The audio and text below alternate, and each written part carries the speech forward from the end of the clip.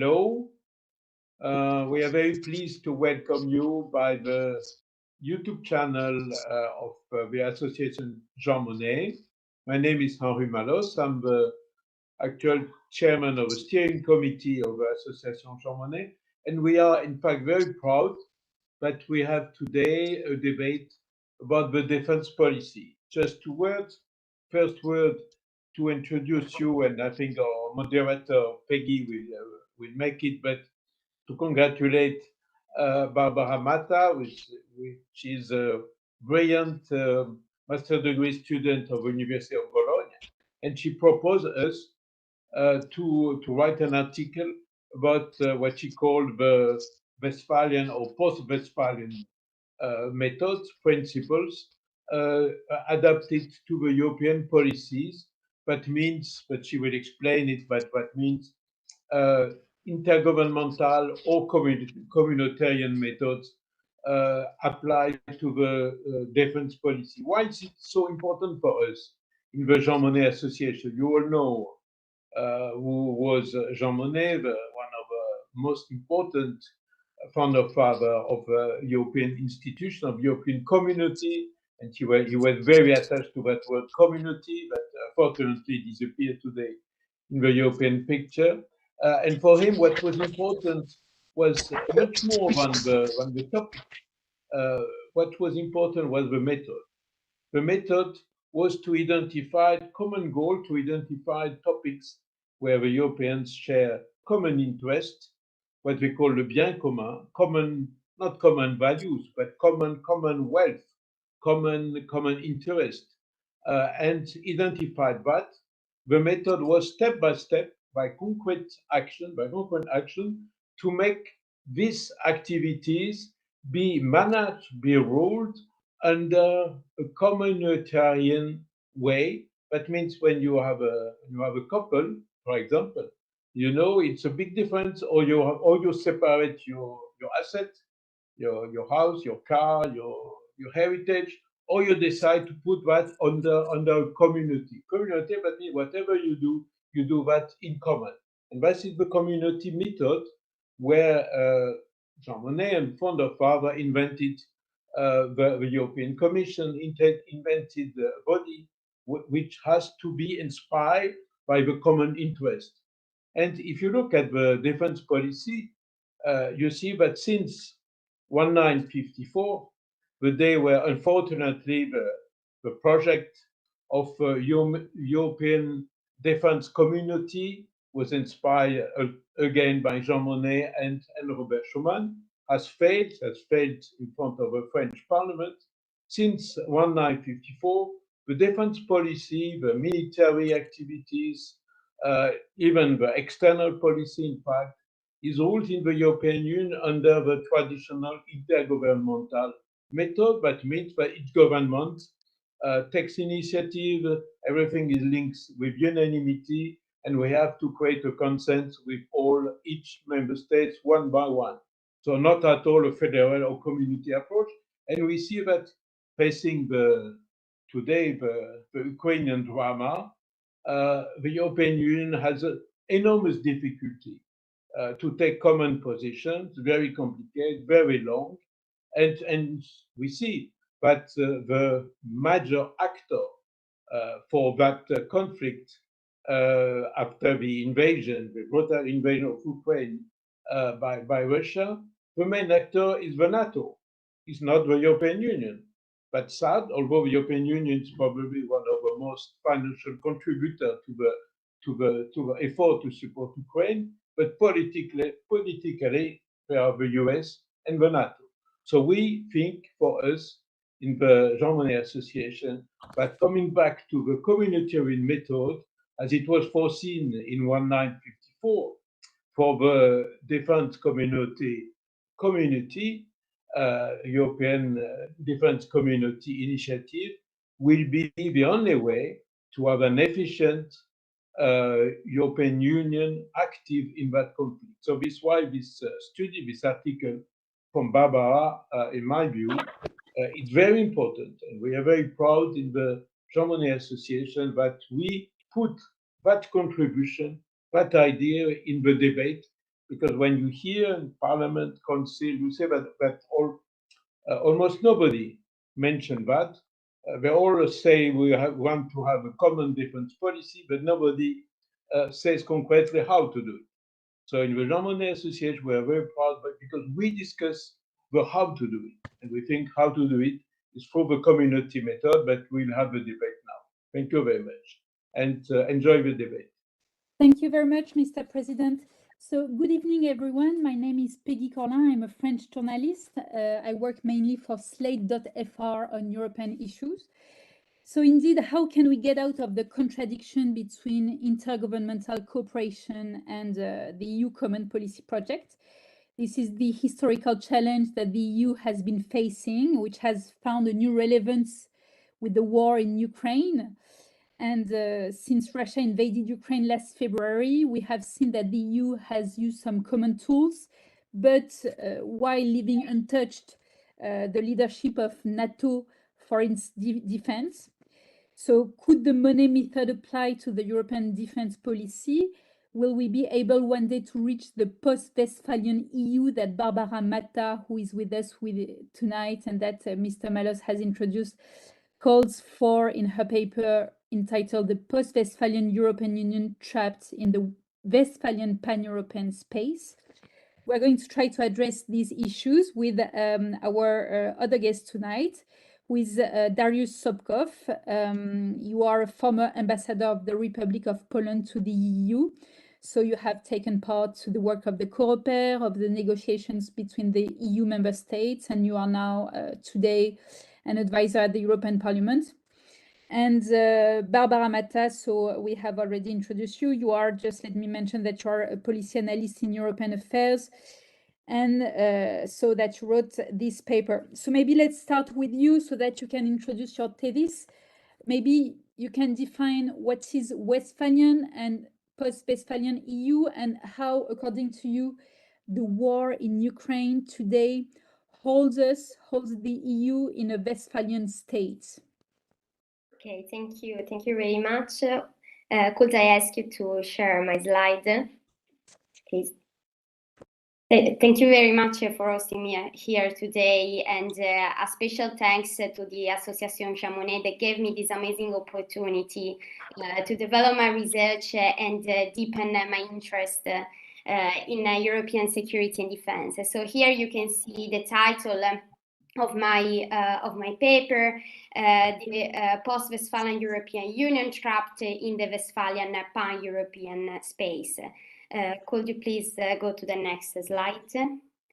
Okay, so in this slide you can see the table of content. So what I will be talking about for the next 15 minutes or so.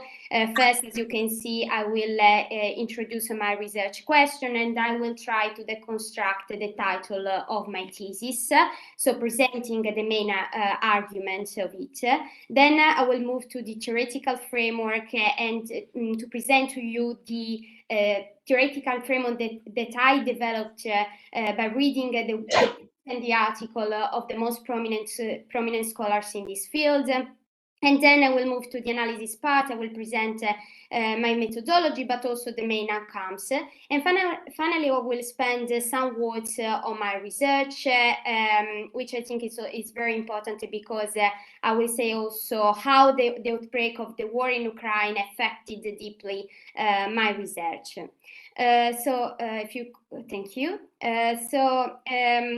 Here you can see my research question. As you can see, it's very simple. Which are the reasons behind the European inhibition in the security arena? And you can find actually part of the answer in my title. So the Post-Westphalian European Union Trapped in the Westphalian Pan-European Space. So what I argue is that the European identity, and if you are familiar with the terminology of ontological security, the European self, meaning the European political project, as it was conceived by the founding fathers of the European Union, so Jean Monnet, Robert Schuman, Altiero Spinelli, and so on and so forth, is, or better I argue, that is post-Westphalian in nature. However, I believe that there are Westphalian forces that surround this post-Westphalian identity. So focusing more on the pan-European space, I identified mainly three Westphalian forces, which I analyze in my paper, which are the member states, the North Atlantic Treaty Organization, so NATO, and also the traditional threats, meaning all the threats that we can include in the field of military and traditional security, so the security of the state, the security related to the preservation of the sovereignty and the territoriality of the state. So what I argue is therefore that these forces create together an hostile environment for the development of the post-Westphalian European project, and they make the European Union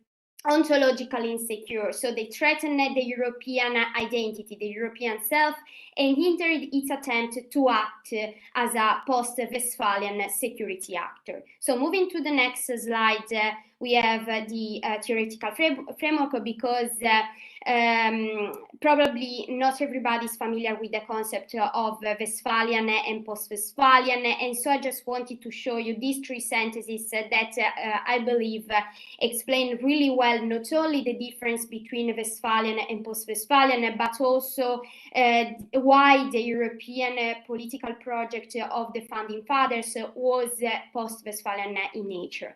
So these are three phrases, three sentences that are taken from what Vincent Della Sala, scholar in this field, called the foundational narrative of the European Union. And we have the Ventotene Manifesto. You probably know it. It was written during the Second World War, in particular in 1941 by Spinelli and Rossi, and then the Schuman Declaration. So if we focus on the first sentence, the most pressing problem without a solution progress is merely an illusion, is the definitive abolition of the division of Europe into national sovereign states. What does it mean? It means that according to the founding fathers, the only way to solve the problem of war in Europe, in the European continent, was to create a union without internal borders. So to eliminate the problem of the division of the European continent into national sovereign states, which is the order that was created actually in 1648 with the Treaty of Westphalia. The other characteristic of the European political project of the origins is in the Schuman Declaration, which, as we all know, gave the start of the European integration process. And here you can see that Schuman is saying that the Union should be open to all countries willing to take part. So here we have another characteristic. The European project does not only have to be without internal borders, but also with porous external ones. So the external borders shall be flexible and porous in order for the European Union to enlarge itself peacefully and not through the use of war. And the other aspect, which is the very opening line of the Schuman Declaration, which I believe is a very important sentence, is world peace cannot be safeguarded without the making of creative effort proportionate to the dangers which threaten it. So here, Schuman is depicting the European Union as a security project. So the European Union was and is first and foremost, and this is what I argue in my paper, a security project, because if in the Westphalian world, war was not considered only acceptable, but also a legitimate instrument to solve the tension within the international system, the anarchy, if we want, in the international system, with the post-Westphalian project, the founding fathers solved once and for all the problem of war, and war not only became unacceptable but even impossible in the European continent. So if we move to the next slide, we see that the main outcomes, I tried really to summarize the outcomes of my research in this simple graph. What I argue here is that these three Westphalian forces, which are member states, NATO, and the traditional threats, are pushing the European political project of the origins back to Westphalia. So while it is easy to understand that NATO and the traditional threats are actually Westphalian forces, probably it is not clear with the member states, because there are even many authors, such as prominent authors such as James Perley, that argue that the member states are not Westphalian but post-Westphalian. So I believe that the member states are Westphalian, remain Westphalian, because they managed to preserve the control and the ability to control their national borders. And if it is not clear, saying this like in theoretical terms, I believe that the practical example, so for instance, the war in Ukraine, but even for example, if we think about the migration crisis, can actually elucidate this aspect. In fact, if we take, for instance, the example of the migration crisis, during the migration crisis of 2015, at the very beginning, the European Union issued a document, the Agenda on Migration document, you probably recalled it, and after the member states started to undertake unilateral actions and to promote rebordering actions by strengthening their external borders. And by doing so, they threaten the inner nature of the European Union, in particular the Schengen space.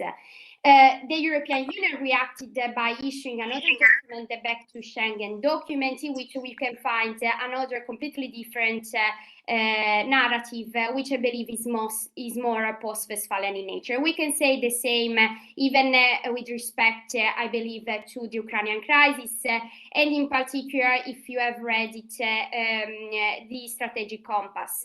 The strategic compass that the European Union issued right after the outbreak of the Ukrainian crisis is a document that I believe has nothing to do with the foundational narrative of the European Union, because we have terms such as defense and deterrence back in the European political discourse. So what I'm saying here is that the European Union is in a particular limbo between the Westphalian and the post-Westphalian, and the process is not reversible, but my feeling is that the European Union is turning increasingly more Westphalian in nature. So if we move to the next slide, I just wanted to show you the methodology. So I started by focusing on the foundational narrative to understand the European self, the European identity. Then I moved to the historical framework to reconstruct the history of the European Union, and in particular the development of the European security and defense. And here I argued that actually the beginning of the development of the European and security and defense dimension is not with the European defense community that failed, but with the first community of the European Union. So the European coal and steel community is a fully fledged security project. Then I moved to the analysis of the Westphalian forces and their impact on the European self, and finally I just focused on the European Common Army. With respect to the European Common Army, I asked to myself a question, the one that also Henri Malosse presented to you. So how could the Monnet method be applied to the European defense policy, and how this method can preserve and even restore the post-Westphalian nature of the European political project? In this respect, I consider both the positive and the negative aspect of the European army. And at the end, I argue that the creation of a common European army can be an intermediate functional step in the integration process, but it shall not become, we can say, the ultimate goal, which is, I believe, the abolishment of all standing armies and the development of an international security community. I'm aware of the fact that what I argue, my thesis, my argument is some kind of absurd and probably utopistic, but I also believe that the European Union demonstrated with its European integration process that utopistic, the word utopistic does not mean impossible. And I believe that the only solution is not European. Also, Schuman in the Schuman Declaration said world peace. So we have to think, I believe, globally, because if there are actors in the international community, such as Russia and the US, that continue to act as a Westphalian actor, so if Russia, for instance, continues to use, for example, war to face international anarchy, to enlarge its boundaries, and even to demonstrate that it is still a superpower, the European Union, of course, struggles to implement its post-Westphalian instrument. So moving to my research, just a few words on this, then I finish my presentation. I started my research before the outbreak of the war in Ukraine. It was actually the week before. I gave an exam of European integration, and my professor asked me, what do you think about the creation of the European army? So from this moment on, especially after the outbreak of the war, we can say in Europe, I started to reflect a lot on European identity, on the European security and defense, on the European self, and then I started even a course of pan-European security, which introduced me to several approaches of studying security, including, for example, the collective securitization that was introduced in the academic debate by Sperling and Weber after the invasion of Crimea in 2014. Then, as I said, thanks to the Association Jean Monnet, I had this amazing opportunity to deepen my research, to develop this work. Actually, my research did not end with this paper, and I continue to study these topics for the whole semester, focusing mostly on the 2015 migration crisis, but also the big enlargement of 2004. So thank you for your attention, and I finish here my presentation. Thank you, Barbara.